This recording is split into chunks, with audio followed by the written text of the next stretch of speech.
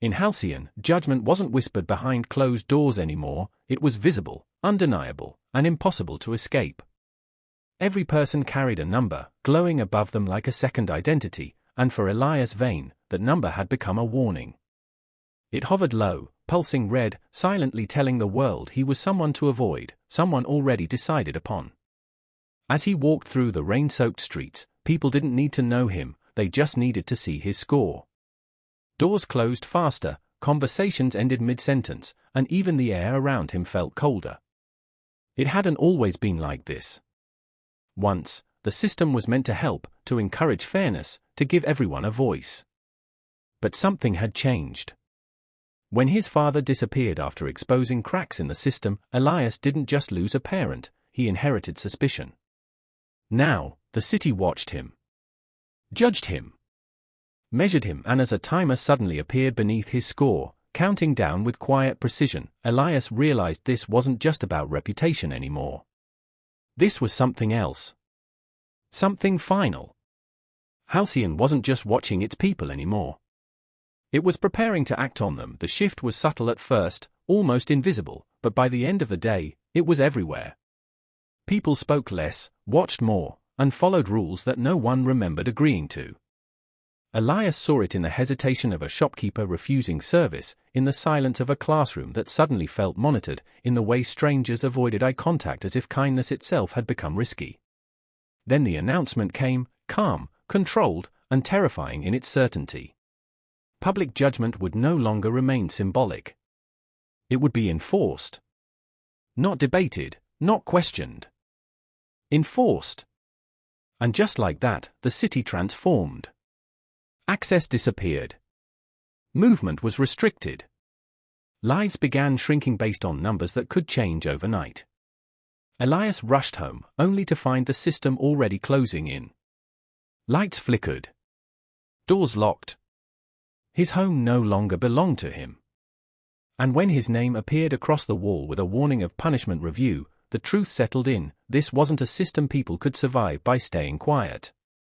It was a system that demanded someone to fall. Beneath the polished surface of Halcyon, there was another world, one built not for beauty, but for control.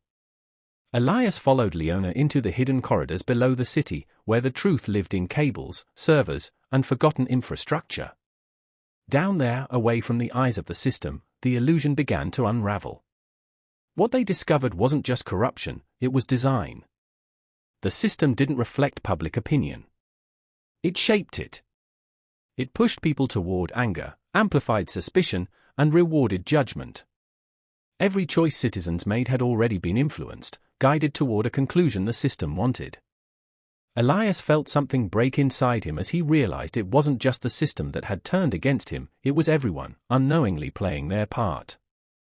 Even Jonah, his friend, had contributed, just one small decision driven by fear. That was all it took. The system didn't need hatred. It only needed hesitation. And now, it had enough to destroy him completely. By morning, Elias wasn't just a person anymore, he was a narrative. His face filled screens across the city, labeled, defined, rewritten into something dangerous. Stories spread faster than truth ever could, each one adding weight to a version of him that didn't exist. And the worst part wasn't the lies, it was how easily people believed them. The system didn't need proof. It needed momentum. As his score dropped further, the city began reacting to his presence itself. Doors refused him. Systems rejected him. Even helping him became punishable. Elias had become something contagious. But standing above the city, watching it all unfold, something inside him shifted. Fear gave way to clarity. He stopped thinking about survival and started thinking about breaking the cycle. Because if the city could turn anyone into a villain this easily, then the problem wasn't him. It was the system that needed someone like him to exist. The heart of Halcyon was meant to represent order, unity, control, but as Elias entered it, it felt more like a machine waiting to confirm its own beliefs. Every surface reflected perfection, but beneath it lay something colder, something calculated. Finding his father there changed everything. Adrian wasn't just a victim, he was proof. Proof that the system silenced truth before it could spread. And worse, proof that Elias had been chosen for something bigger than punishment. He was meant to be an example. A demonstration. The system wasn't just going to judge him, it was going to show the world what happened when judgment became action. And as alarms echoed through the structure and the truth of their trap became clear, Elias realized they hadn't broken in. They had been led there. Every step, every decision, predicted. The system didn't just control outcomes.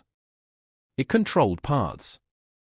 The moment Elias stepped into the center of the chamber, everything became still. This was what the system had been building toward, a perfect display of power. Not hidden. Not denied. Public. Citizens weren't just watching anymore. They were participating. Deciding. The illusion of control had never felt more real. But as the truth flooded the screens, something unexpected happened. Doubt. For the first time, people saw beyond the surface. They saw how their choices had been guided, how their judgments had been shaped. And Elias, standing at the center of it all, spoke, not as a symbol, but as a person. He didn't try to prove innocence. He exposed the system itself. And as the votes began to fracture, as certainty turned into hesitation, the system did something it was never designed to handle. It lost control of the narrative. When the system finally broke, it didn't shatter all at once, it unraveled. Slowly, unevenly, like something that had held too much tension for too long. Without the numbers, people didn't know how to act. There was no guidance, no instant judgment, no silent instruction telling them who mattered and who didn't. And in that silence, something unfamiliar emerged: choice. Real choice. It wasn't easy. It wasn't clean. But it was honest. Elias stood in a city that no longer defined him by a number, and for the first time, he felt something he hadn't felt in a long time: not safety, not certainty, but freedom. And in a world where judgment had once been absolute, that freedom was the most powerful thing left.